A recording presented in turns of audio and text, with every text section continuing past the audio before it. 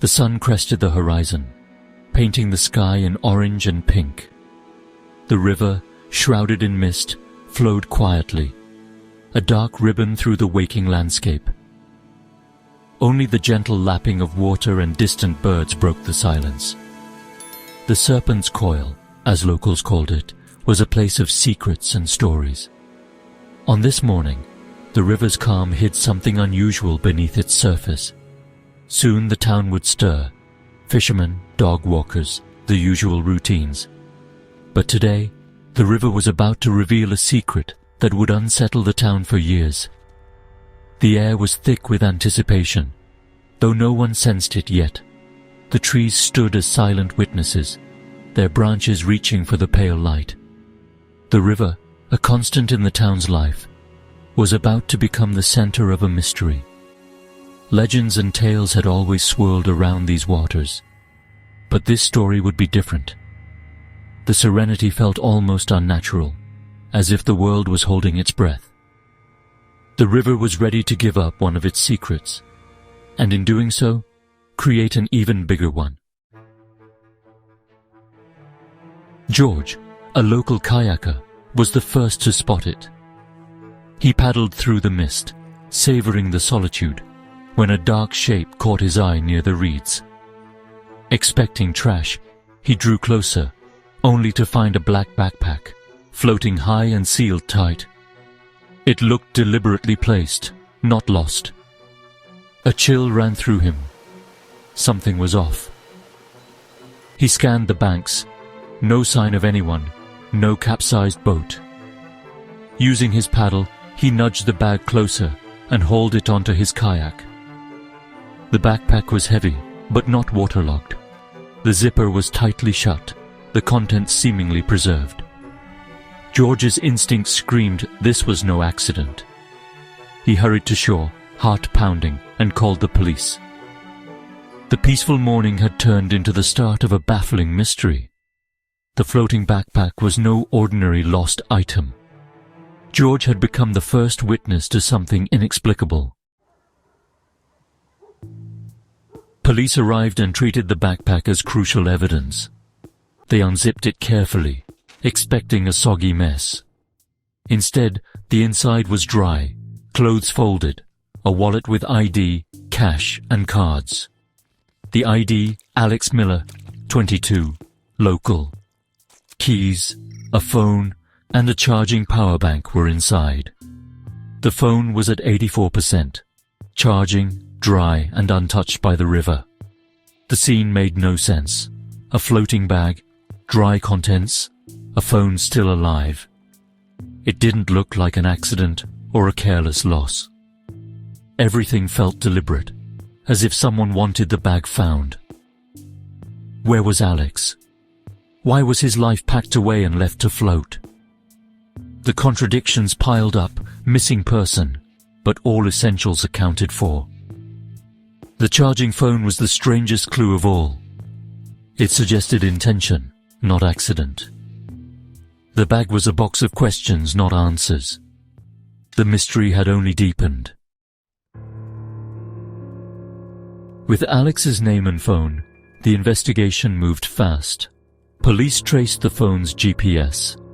Alex left his apartment, walked to a 24-hour store, bought water and a candy bar, then headed toward the river. Security footage showed him calm, unhurried. The GPS trail led to a secluded riverside clearing, then stopped. The phone stayed in that spot for hours, unmoving. Later, it began drifting, eventually found miles away by George. The data showed where Alex went, but not what happened next. Did he meet someone? Did he fall?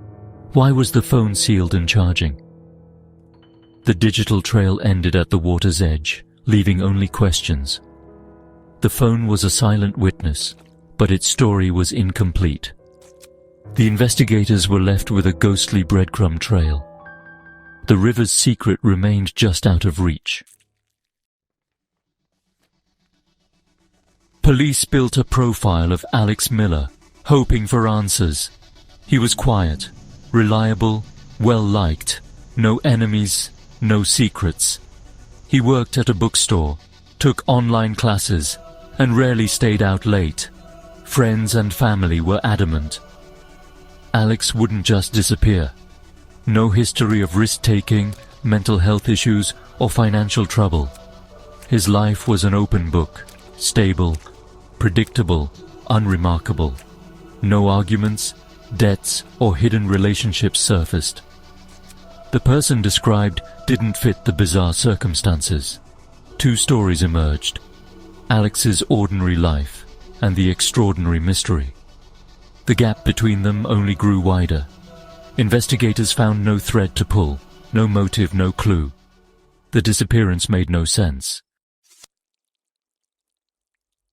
The backpack was found 2 miles upstream from Alex's last known location. The river flowed south, so how did the bag travel north, against the current? Experts confirmed, no eddies, no currents could explain it. An accident was impossible. The bag had to be placed upstream. Searchers found only Alex's footprints at the clearing, no sign he walked north. The GPS showed no movement beyond the clearing. Someone had to carry the bag upstream and set it afloat. Was it Alex or someone else? The upstream journey was a calculated move, not a random drift. The central puzzle of the case had no logical answer. Investigators debated 3 theories. First, an accident. Alex fell in and drowned. But the dry, packed bag and upstream location made this impossible. Second, Alex staged his own disappearance, leaving clues to mislead. But his character and the complexity of the plan didn't fit. Third, a third party was involved. Someone met Alex, harmed him, and staged the scene to confuse police. No evidence of a struggle, no known enemies. Each theory had fatal flaws. The accident ignored the bag's condition. The staged disappearance ignored Alex's life. The third-party theory required an invisible antagonist. Every explanation created more questions. The case defied all standard logic. The river's mystery deepened with every theory. The truth remained elusive. The most haunting part was the lack of evidence. Search teams scoured the river and woods. No body, no clothing, no footprints. Sonar and divers found nothing. Alex's digital life was normal. No secret plans, no suspicious activity. The convenience store footage showed nothing unusual. Traffic cameras revealed no strange vehicles. Every lead ended in a dead end. The case was defined by what was missing, not what was found. It was as if Alex vanished into thin air, leaving only the backpack behind. The gap between the last sighting and the found bag was a void. No physical or digital trace explained the separation. The absence of evidence screamed as loudly as any clue. The disappearance felt almost supernatural. The river kept its secrets well. Years later, the case of Alex Miller remains unsolved. The backpack sits in evidence, the phone long dead. The story is now local legend, a cautionary tale whispered by the river. The questions linger. Did Alex vanish by choice, by accident, or by someone else's hand? No suspects, no answers, only the river's silence. The mystery endures, a reminder that some stories have no ending. The serpent's coil flows on, holding its secrets. And the question remains, what happened to Alex? The river offers no reply.